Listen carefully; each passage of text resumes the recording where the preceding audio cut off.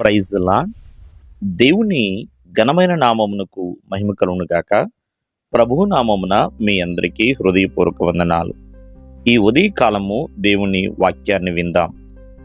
ఆదికాండము 32వ అధ్యాయము 26వ వచనము.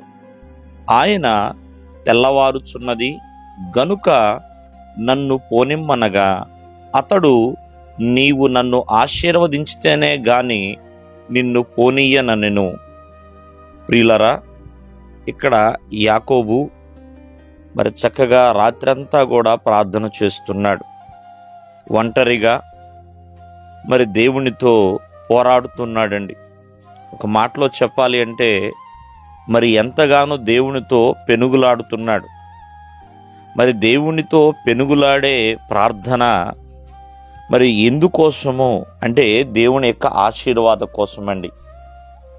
తన అన్నయ్యతో సమాధానం కోసము, మరలా తన తండ్రి ఇంటి దగ్గర ప్రేమైన వల్లరా తను సంతోషముగా ఉండటము కోసమే. ఈ దినమందు ఆలోచించేయండి. మరి యాకోబు ప్రార్థన ఒక పోరాటం వలె చేశాడు. ప్రభు తన ప్రార్థన వినిపించుకోకపోయినా, ప్రభు తనని కొట్టినా, నేను వెళ్ళాలి అని చెప్పినా, కానీ ప్రేమైన వల్లరా తను ఏదైతే దేవుని ఎదుట నిర్దిష్టముగా అడగాలనుకున్నాడో దానినే అడిగాడండి.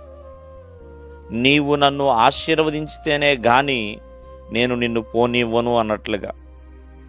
ప్రియమైన వల్లరా ప్రార్థనా పోరాటాన్ని తను కలిగి ఉన్నాడు. ఆ పోరాటము ఆశీర్వాద కోసమండి. దేవుని ఆశీర్వాదము ఎప్పుడైతే తను పొందుకున్నాడో ఇంకెన్నడూ కూడా ప్రియమైన వల్లరా తన జీవితము మోసంగా మారలేదు. యాకోబు చేసిన ప్రార్థన తనని ఇశ్రాయేలుగా మార్చేసింది. అంతేకాకుండా అబ్రహాము దేవుడు, ఇస్సాకు దేవుడు, యాకోబు దేవుడు అంతగా అటువంటి సమృద్ధిలోనికి నడిపించింది. తన పేరునే ఒక దేశానికి పెట్టేలా చేసిందండి. కాబట్టి ఎన్నో మార్లు ప్రార్థన చేస్తున్నప్పుడు నిరుత్సాహం రావచ్చేమో, నిరాశలు రావచ్చేమో, నిందలు రావచ్చేమో, ఎన్నో ఎదురు శ్రమలు రావచ్చేమో. అలా వస్తున్నాయి కదా, నీ ప్రార్థనా జీవితాన్ని ఆపకూడదండి. నువ్వు ప్రార్థన చేస్తున్నప్పుడు దేవుడు నిన్ను ఆశీర్వదిస్తూ ఉంటాడు. కావున ప్రార్థన పోరాటం వలె చేయి. దేవునితో పోరాడు, ప్రార్థించు, విసుకక నిత్యము ప్రార్థించు. మరి యాకోబోలే ఆశీర్వదించబడినప్పుడు యాకోబు చూడండి, ఒక్క రాత్రి చేసిన ప్రార్థన ఎన్ని ఆశీర్వాదాలు తెచ్చిపెట్టింది తన జీవితంలో. తన అన్నయ్యతో సమాధానం ఇచ్చిందండి. ప్రాముఖ్యంగా తను బ్రతకడానికి జీవాన్ని ఇచ్చిందండి.